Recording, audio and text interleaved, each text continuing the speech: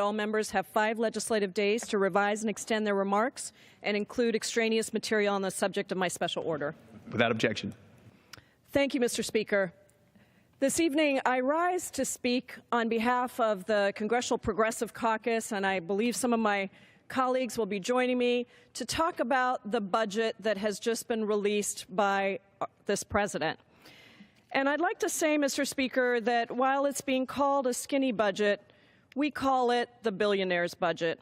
It's the same misguided, rambling, unfocused, bloated giveaway to rich and corporate interests that has been offered for years.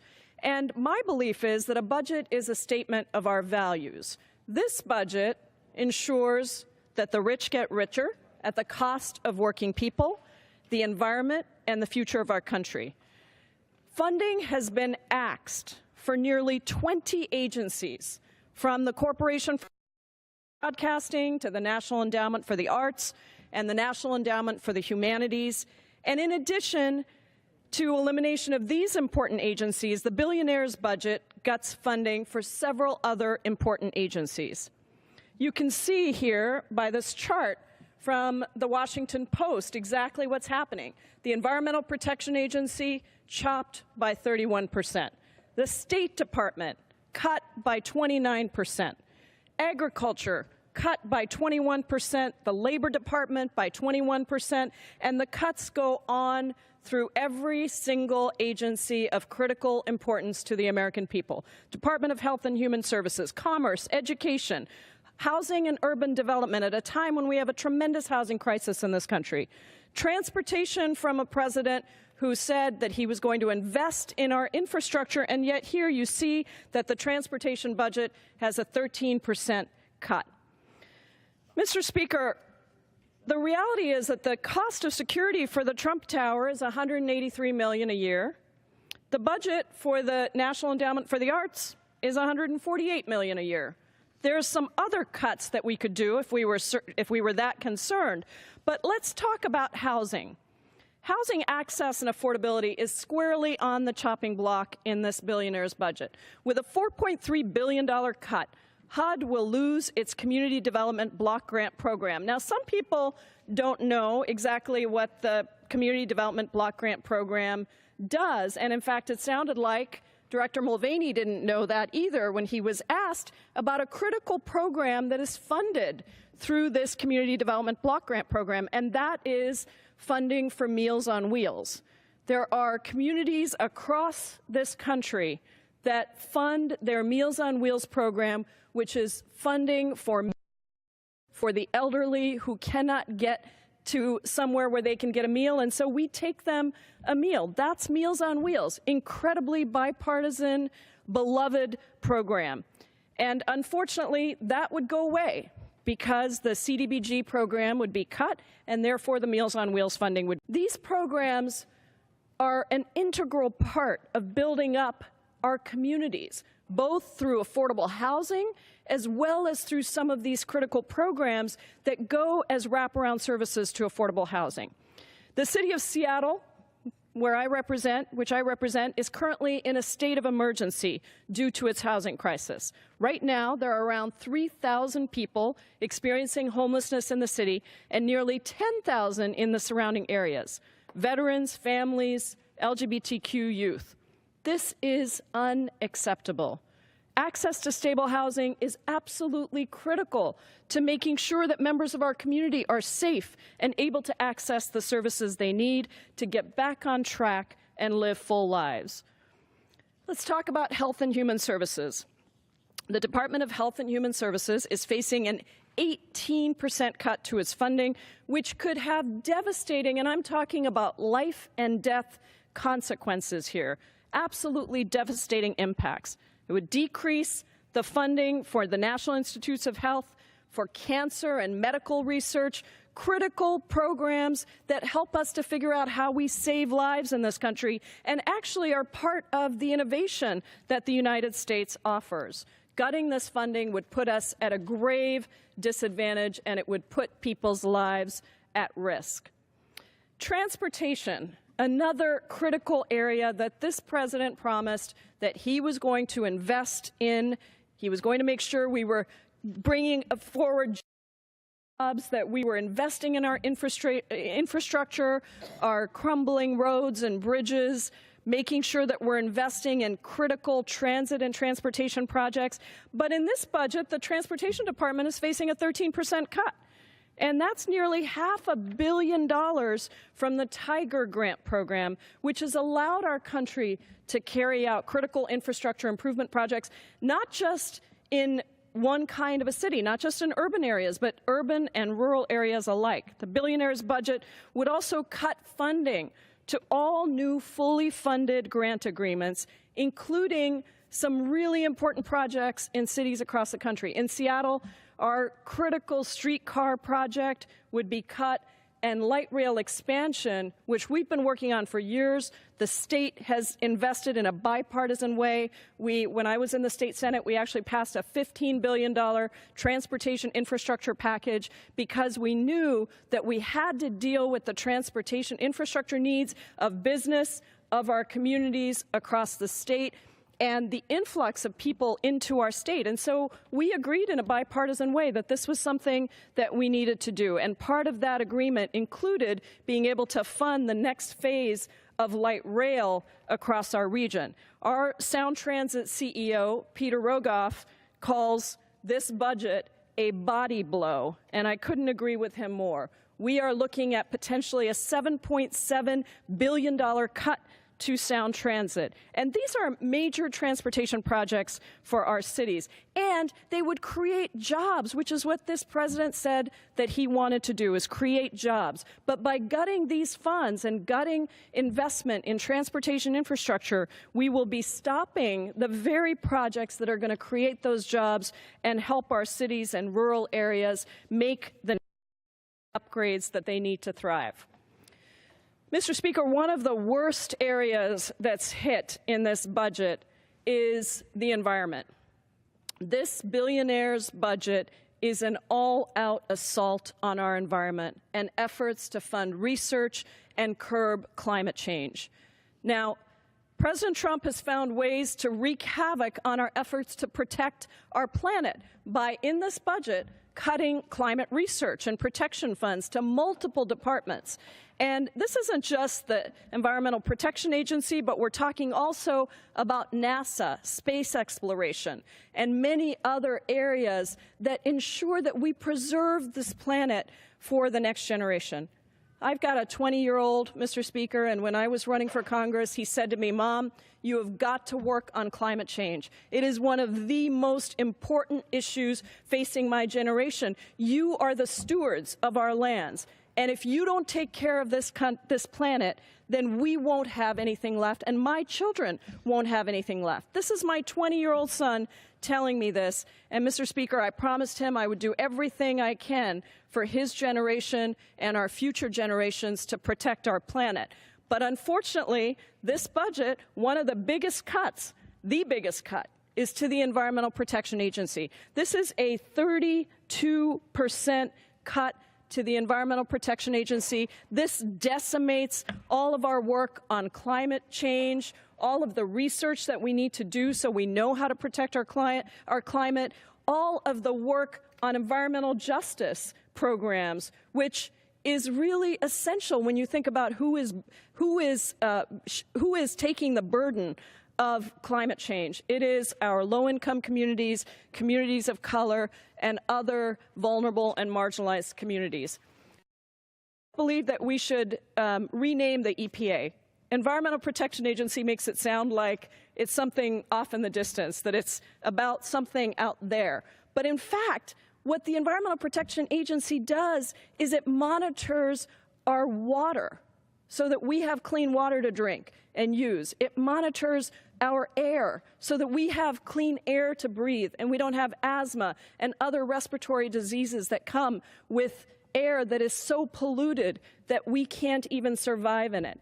And it ensures that we are protecting human health. So we could rename the EPA the Agency for Clean Water, Clean Air, and Human Health, and I think that that would cover a lot of what the EPA does.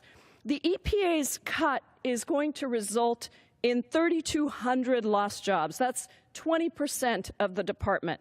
Research programs would be discontinued both domestically and around the world, and programs like the Clean Power Plan and numerous restoration projects, including a critical restoration project in the Puget Sound. Puget Sound restoration would lose 93% of its funding, and this is true of the Great Lakes region. There are places in Republican and Democratic districts across this country that are going to suffer and see environmental protection being rapidly undone. President Trump has made it painfully clear that he and his administration are enemies not only of the environment but of the science that tells us that, yes, we must address climate change because it is real and it is man-made. And yet we are fighting efforts to consistently undermine the research and the science that shows us exactly where we are as a country and what we must do in order to protect our environment. Let me talk about education for a second. With the appointment of Betsy DeVos to the Department of Education, President Trump has signaled that his administration has every intention of doing whatever they can to privatize our education system. The billionaire's budget takes the first steps in that process. It increases charter school funding by $168 million, and it adds $250 million to create a new private school choice program. It cuts $3.7 billion in grants that go towards after-school programs, aid programs, and important teacher trainings. This budget would decimate Head Start.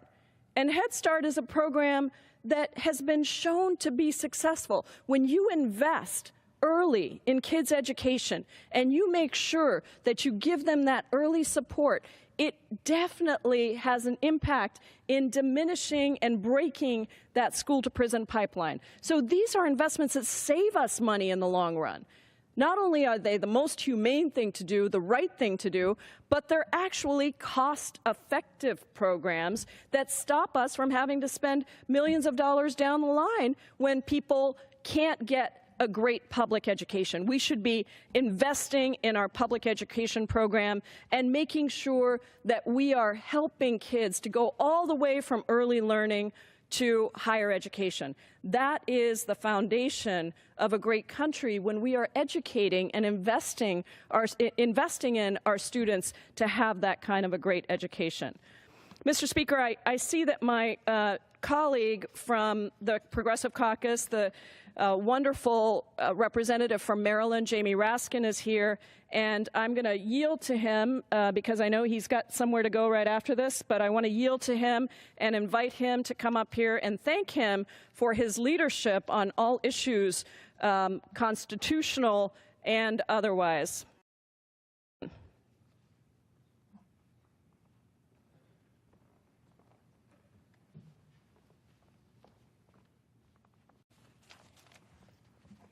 Thank you so much, Representative Raskin, for your consistent brilliance and leadership. I so appreciate it, and it's been a tremendous honor to serve with you here.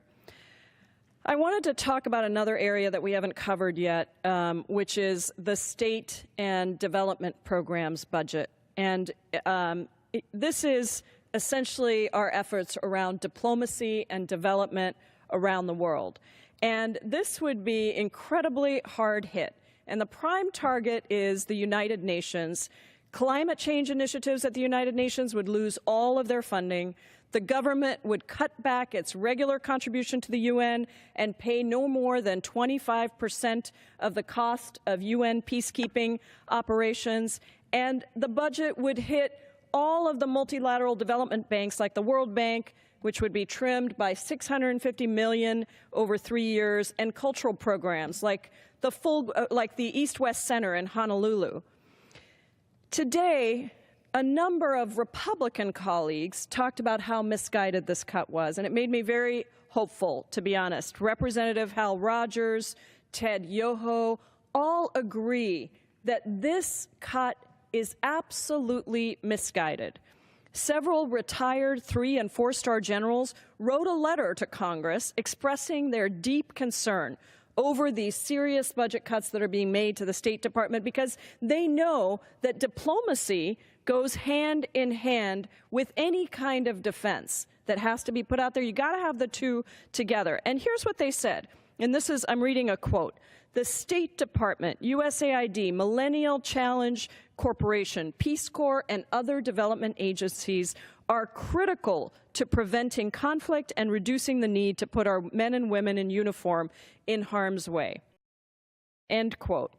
In 2013, General Mattis himself said that if more funding for development wasn't provided, he would have to buy more bullets. Development programs are inextricably linked with our national security, and this president should not be cutting these funds if he wants to bolster national security. If he wants to bolster national security, then we should be investing more of our dollars into diplomacy and development as two of the other legs of a three-legged stool. And unfortunately, he's going in the opposite direction. Our aid and development efforts have to be well-rounded and holistic. And I know this because I've worked in international development before all over the world. I've worked along the borders of Laos and Cambodia, in Thailand. I've worked across South Asia. I've worked in Latin America. And I know and I understand that our relationships and our ability to build strong multilateral coalitions and to invest in the stability of countries as war is happening there is absolutely essential to preserving peace. The generals wrote that, quote, "We know from our service in uniform that many of the crises our nation faces do not have military solutions alone, from confronting violent extremist groups like ISIS in the Middle East and North Africa to preventing pandemics like Ebola. This 29% cut is absolutely unacceptable and will not keep us safe." The billionaire's budget doesn't just cut funding for these programs, though it also increases spending, and not for the benefit of our communities. This administration is calling for $3 billion to detain more immigrants, deport more people, and build a bigger border wall. The staggering increase to detain an unprecedented 45,700 men and women is unacceptable. Let me tell you, Mr. Speaker, that 167 men and women have died in detention since October 2003. The organization that I used to work at put out a human rights abuses report about the detention center, controlled by the GEO Corporation, private detention center, way back in 2005 or 2006. And we looked at all of the human rights abuses that were happening not only in that detention center, but we did research on what was happening around the country. And among the 35 death reviews in this recent report that came out that have been released through Freedom of Information Act requests, substandard medical care contributed to at least 15 deaths. And even when government investigations concluded that a facility violated government detention standards, the government fails to hold these private facilities accountable and make sure that changes are made to address deficiencies that lead to the loss of human life. Instead of spending $3 billion on immigration enforcement and detention, here's what we could do with that money. We could create 45,000 new middle-class jobs. We could build 184 new elementary schools. We could hire about 55,000 new kindergarten and elementary school teachers. We could provide close to 337,000 Head Start slots for young kids. We could pay for nearly 311,000 people to attend a four-year college per year. And we could help states protect and save up to 12,000 at-risk wildlife and plant species in the United States every year for the next 2.3 years. And by the way, we could also provide nearly 2.1 million households with solar energy. We could weatherize over 460,000 homes nationwide, saving the average household about $283 a year. And we could provide 10 million life-saving HIV/AIDS treatments. Mr. Speaker, this budget is about profit over safety. It's about privatization over public good. It's about war over peace and diplomacy. And it's about incarceration over rehabilitation.